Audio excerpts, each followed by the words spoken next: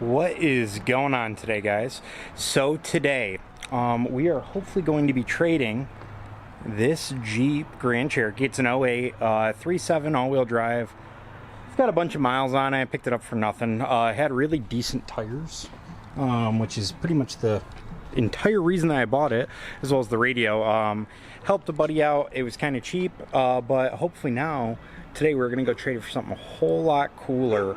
I put a bunch of work into this thing, got it much better. It still smokes a little bit, but really not too bad. So we're gonna see if we can get something a lot better for it.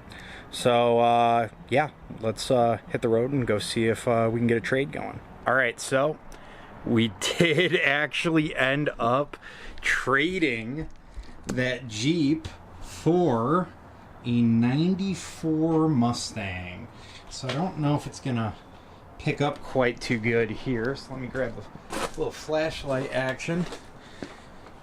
So owner claims that it is a 347. You know, I'm not gonna be able to validate it. Absolutely needs to be gone through. It is maybe running on 6 cylinders, which is hilarious. It looks like it's got some shorty mufflers in there from what I can tell, but they're equal length, so probably something like a BBK or something along those lines. The car was a V6 car, so it does have the vacuum brake booster and everything, which is actually the good ones to go with. It is carbureted. It's got an aftermarket EFI unit on there that, again, I don't know if that's what's going on with it. I don't know exactly what is the cause for it to be running just kind of okay, not really great. It does have an X pipe on it. It's got the whole drive off of, looks like 94, 95 Mustang, so same year range. It's been painted, heat's been deleted because you don't need that. The funniest thing is probably this whole linkage situation, which is just terrible. It's just not good at all. Needs to be replaced. Inside is just, you know, kind of what you'd expect. It was owned by a high schooler. It's got a tack on the dash. The real dash doesn't really work. It starts with buttons, which is great. Has a couple of gauges. Fairly clean for what it is. Probably needs to be gutted for a lot of stuff. Brand new Nitto G555, or I'm sorry, 555 G2s, and I mean brand new there. We're not entirely sure. It might be a 7.5 on there, so might have to get that one swapped out. But overall, I mean, it's pretty decent. Let's go ahead and fire her up real quick so you guys can see the starting procedure is fantastic, because you just go, you throw the key on, I guess, for fun.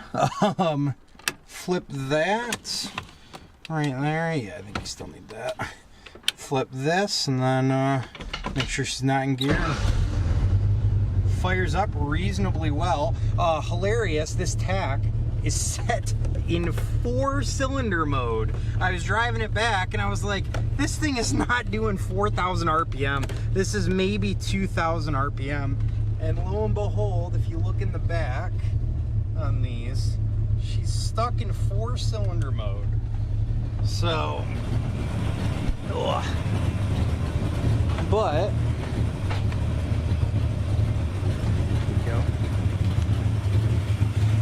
there she is. Like I said, I mean, she's running big rig for sure.